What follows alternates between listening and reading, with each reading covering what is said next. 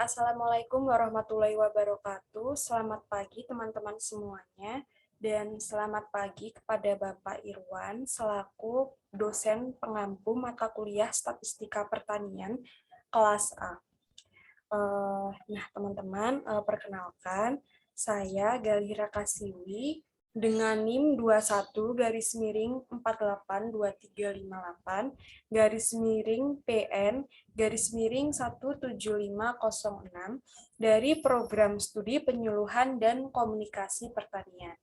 Nah, kali ini saya akan memaparkan mengenai penjelasan dari soal-soal yang diberikan, soal-soal UTS Statistika Pertanian yang diberikan, yang terdiri dari 3 soal. Nah, nanti dari jawaban-jawaban yang ada akan saya jelaskan lebih lanjut di presentasi kali ini. Nah, soal yang pertama mengenai rancangan penelitian. Nah, jadi kita diminta untuk menerangkan atau membuat rancangan penelitian di bidang pertanian yang berbeda dari yang telah dibahas di kelas maupun yang ada di buku referensi. Jadi kita disuruh untuk membuat rancangan penelitian ini sendiri. Nah, rancangan penelitian ini juga berisi mengenai tujuan penelitian dan data yang dikumpulkan. Di sini saya membuat judul rancangan penelitiannya, yaitu pengaruh pemberian pupuk kandang dan pupuk kompos terhadap pertumbuhan tanaman tomat atau Solanum lycopersicum, varietas Fortuna 23 pada musim kemarau di daerah Temanggung. Nah, teman-teman, apa sih tujuan dari penelitian ini? Nah, jadi tujuan dari penelitian ini adalah mengetahui perbandingan pertumbuhan tanaman tomat atau Solanum lycopersicum varietas Fortuna 23 apabila diberikan pupuk yang berasal dari pupuk organik atau pupuk kandang dan pupuk kimia yaitu pupuk kompos. Nah, penelitian dilakukan pada musim kemarau yang dilakukan di Temanggung, Jawa Tengah. Nah, jadi data-data yang digunakan dalam rancangan penelitian ini adalah yang pertama itu jumlah tanaman tomat sebelum diberi pupuk. Nah, jadi berapa gitu ya teman-teman? Jumlah tanaman tomatnya itu sebelum diberi pupuk sama sekali. Dan yang kedua adalah jumlah tanaman tomat yang diberi pupuk organik. Nah, tadi pupuk kandang tadi ya, jadi bisa pakai pupuk kandang dari ayam atau dari kambing atau dan lain sebagainya. Yang ketiga adalah jumlah tanaman tomat yang diberi pupuk kompos. Ya, jadi maaf ini typo. Dan yang keempat itu data tinggi tanaman tomat yang diberi pupuk organik. Dan yang kelima adalah tinggi tanaman tomat yang diberikan pupuk kompos. Nah, selanjutnya adalah sumber data. Jadi sumber data ini diperoleh dari mana sih teman-teman? Jadi pada penelitian ini data diperoleh dari percobaan dan pengamatan. Maka dari itu jenis data yang digunakan termasuk dalam data primer. Pengamatan dilakukan dengan menggunakan 3 kali ulangan, yaitu tanaman tomat tanpa menggunakan pupuk, tanaman tomat yang menggunakan pupuk, dan tanaman tomat yang menggunakan pupuk organik dan tanaman tomat yang menggunakan pupuk kompos. Nah, dari hasilnya itu, dari ketiga ulangan dianalisis, kemudian dibandingkan satu sama lain. Nah, jadi rancangan penelitian ini juga termasuk ke dalam jenis data kualitatif ya teman-teman, karena hasil yang ada itu termasuk ke dalam data yang menghasilkan data numerik seperti itu. Nah, selanjutnya adalah variabel random. Nah, ini adalah pertanyaan dari soal 1 yang B. Nah, jadi di sini saya akan menjelaskan mengenai variabel random itu apa dan konsepnya itu bagaimana. Nah, variabel random itu sendiri merupakan suatu fungsi dari suatu ruang sampel ke suatu bilangan real yang ditentukan oleh suatu anggota dalam ruang sampel yang ada. Nah, variabel random ini dapat dibedakan menjadi dua, yaitu variabel random discrete dan variabel random continue. Apa sih variabel random discrete dan variabel random continue itu? Jadi teman-teman, variabel random discrete merupakan variabel discrete yang memiliki sejumlah nilai yang dapat dihitung dan nilai yang dimilikinya adalah positif. Nah, variabel random continue sendiri merupakan variabel acak kontinu yang memiliki nilai tidak terhingga dan bilangan-bilangan yang ada di dalamnya merupakan bilangan pecahan atau desimal. Nah, jadi itu ya teman-teman mengenai pengertian variabel random dan konsepnya itu ada dua, yaitu variabel random discrete dan variabel random continue. Selanjutnya adalah variabel random yang digunakan pada penelitian yang saya buat ini. Atau penelitian yang rancangan judulnya itu saya buat ya. Jadi dari data yang ada pada penelitian variabel random yang terdapat pada penelitian tersebut, yaitu variabel random discrete, yang mana itu terdiri atau yang mana itu terdiri dari jumlah tanaman tomat, dan variabel random continue yaitu tinggi tanaman tomat. Nah, teman-teman, kenapa sih kok bisa jumlah tanaman tomat itu dimasukkan ke dalam variabel random discrete dan tinggi tanaman tomat itu dimasukkan ke dalam variabel random continue. Nah, jadi kan kalau jumlah tanaman tomat itu kan bisa dihitung jumlahnya dan pasti gitu loh teman-teman berapanya. Nah, jadi jumlah tanaman tomat termasuk ke dalam variabel random discrete, sedangkan tinggi tanaman tomat termasuk ke dalam variabel random continue. Kenapa? Karena pengukurannya itu kan tidak terhingga dan hasil dari pengukurannya itu kan bisa berupa desimal. Lagi pula tinggi tanaman tomat itu diukurnya itu menggunakan bantuan alat seperti itu ya teman-teman.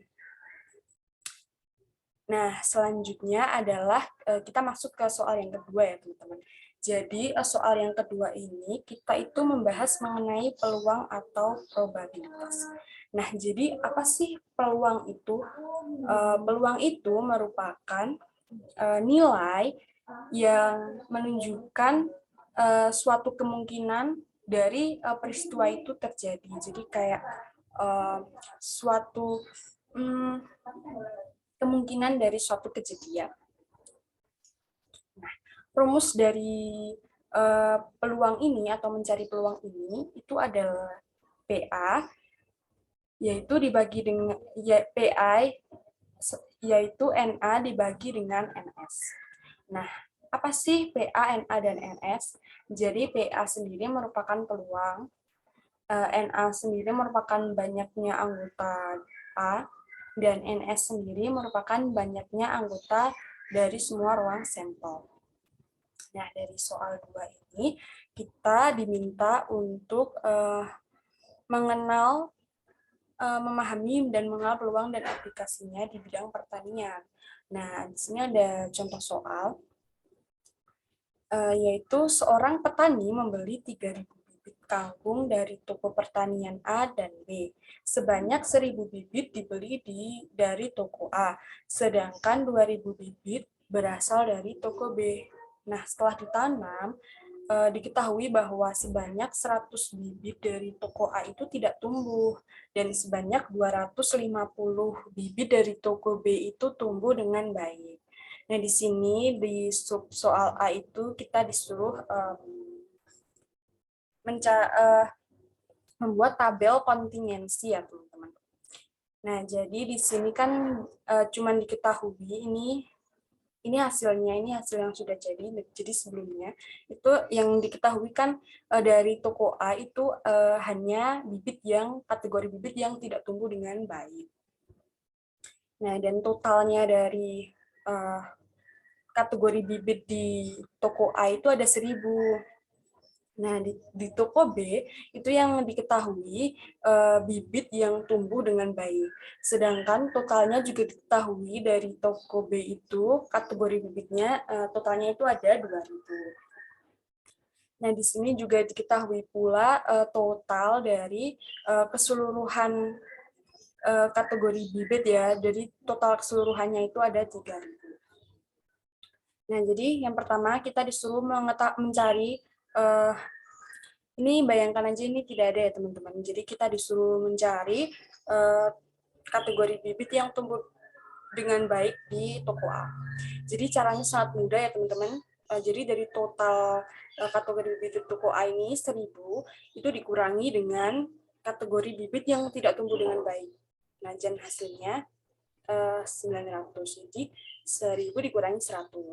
Nah, di toko B juga sama. Jadi total dari kategori bibit ini dikurangi dengan kategori bibit yang tidak yang tumbuh dengan baik di toko A, seperti itu ya teman-teman. Jadi hasilnya itu 1.750, yaitu 2.000 dikurangi 250.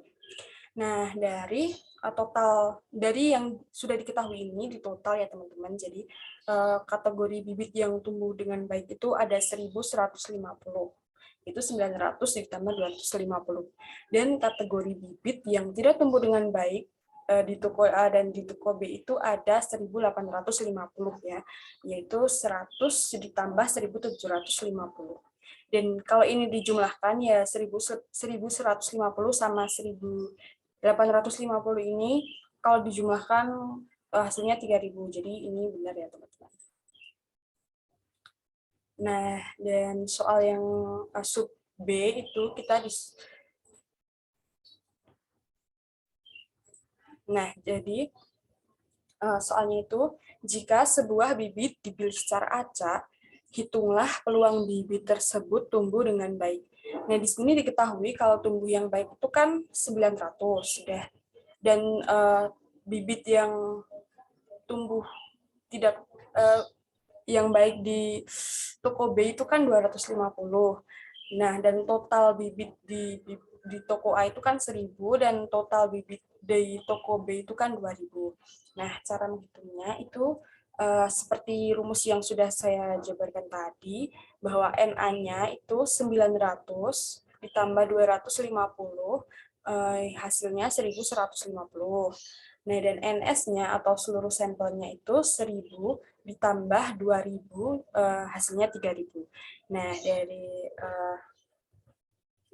yang ada ini bisa kita peroleh bahwa peluang itu NA per NS ya teman-teman, yaitu 100 dibagi 900, hasilnya 0,11.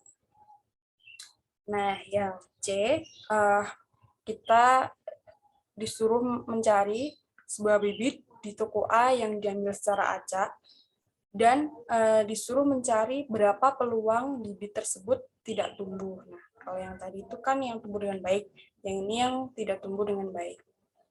Nah, diketahui bibit toko A yang tidak tumbuh dengan baik itu kan 100. Nah, dan total dari bibit di toko A itu kan 1.000. Maka diketahui peluang sama dengan NA per NS. Jadi 1.000 per 900 sama dengan 0,11.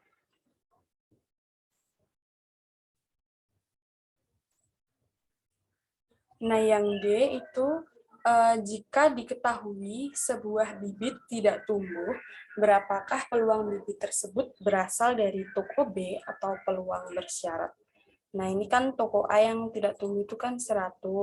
Nah, bibit toko B yang tidak tumbuh itu kan 1.750.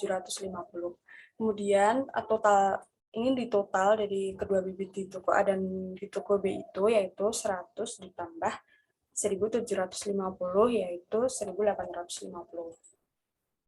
Nah, maka dihasilkan 1.750 dibagi 3.000, dibagi lagi 1.850 dibagi 3.000, jadi hasilnya 0,58 dibagi 0,62, hasilnya adalah 0,93.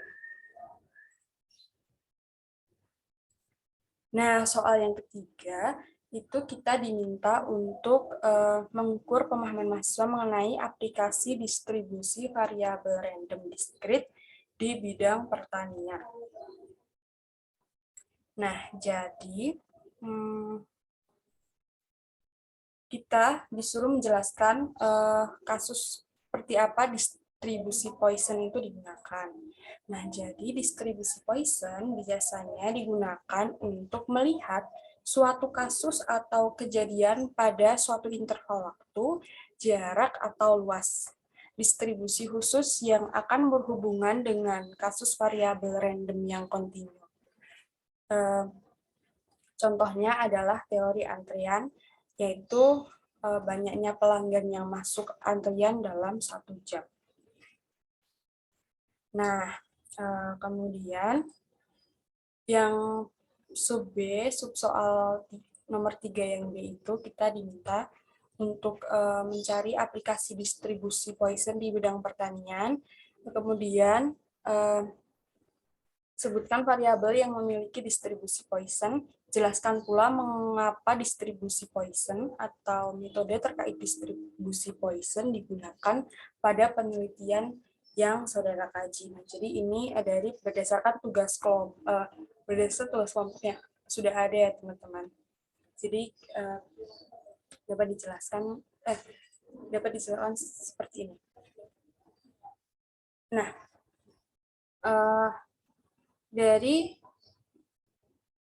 penelitian kelompok yang ada, kita mengambil judul jurnal itu yaitu pengaruh suhu dan kerapatan inang terhadap superparasitisme oleh Eriborus argenteophilosus, implikasi bagi pengendalian hayati.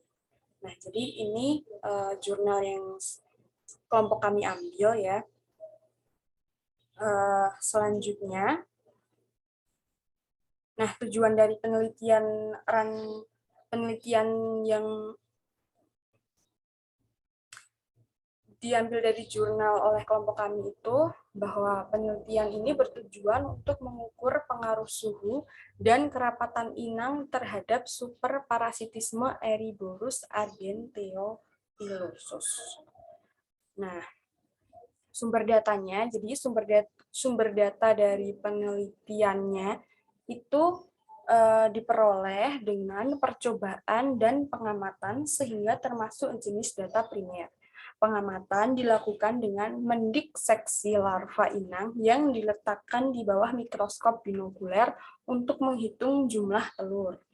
Nah, semua data dianalisis menggunakan sidik ragam dengan faktor kejadian superparasit sebagai respon parasitoid akibat perbedaan kerapatan inang dan suhu.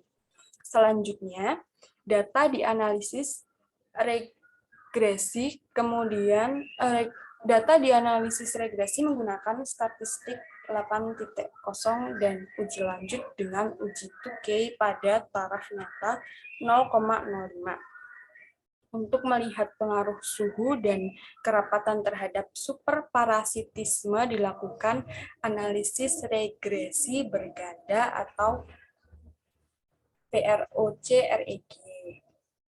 Dan uji lanjut dengan perkiraan distribusi Poisson pada larva yang berisi 0, 1, 2, 3, dan lebih dari 3 telur parasitoid. Nah, data-data yang digunakan dalam penelitian ini, itu diantaranya ada data superparasitisme dan telur maksimal, data persentase parasitasi parasitoid, korelasi antara jumlah telur yang diletakkan dan larva inang terparasit, Lalu jumlah total larva inang. Nah, yang pertama itu kan tadi data super parasitisme dan telur maksimal.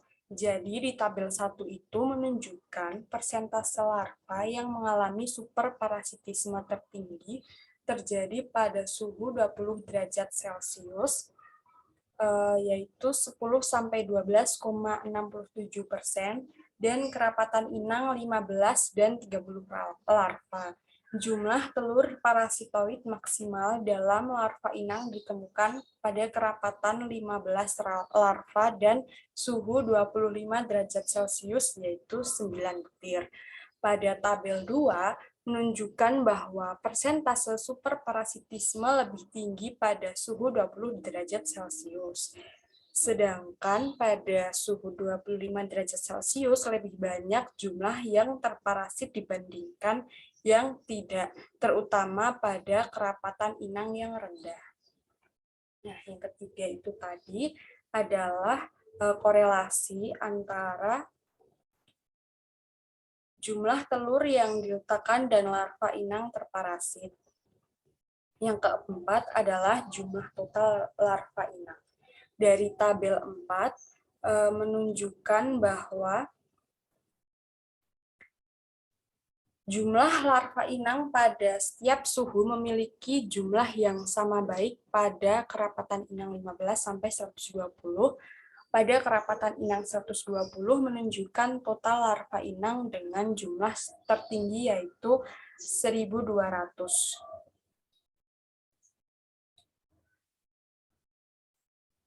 Nah, ini adalah diagram batang yang ada pada penelitian.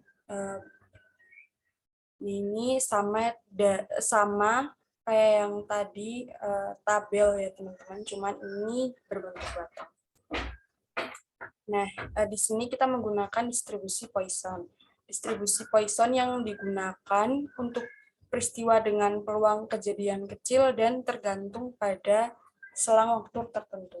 Nah, alasan penggunaan distribusi Poisson sendiri itu untuk melihat pengaruh suhu dan kerapatan inang terhadap superparasitisme pada larva yang berisi 0, 1, 2, 3 dan lebih dari 3 telur parasitoid.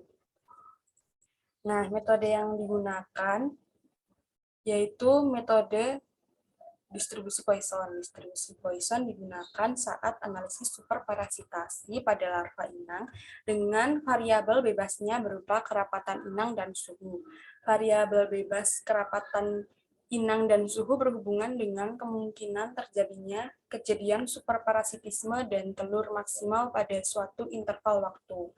Nah, hasil distribusi Poisson-nya itu berdasarkan distribusi Poisson, frekuensi superparasitisme berbeda nyata pada semua suhu, yang mana menggambarkan bahwa kejadian superparasitasi terjadi secara acak pada suhu yang berbeda dalam kerapatan yang sama.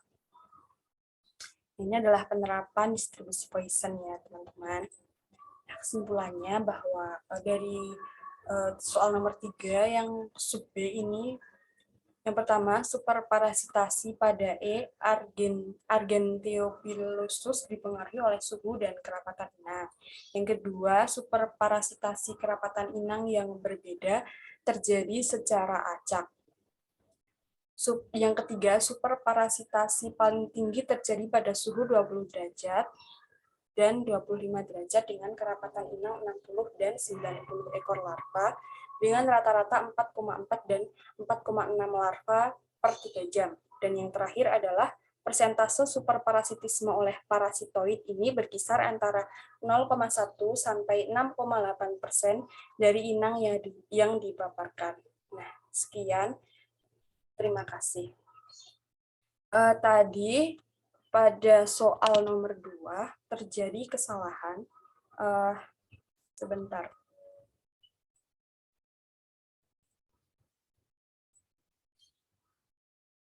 Nah, yang ini, jadi ini sebenarnya hasilnya itu adalah 0,38 ya teman-teman. Jadi ini tadi itu terjadi sedikit kesalahan. Jadi NA-nya itu 1150. Nah, terus NS-nya itu kan 3.000. Nah, jadi 1.150 ini dibagi 3.000 hasilnya adalah 0,38. Nah, seperti itu ya teman-teman. Sekian dari saya. Terima kasih. Wassalamualaikum warahmatullahi wabarakatuh.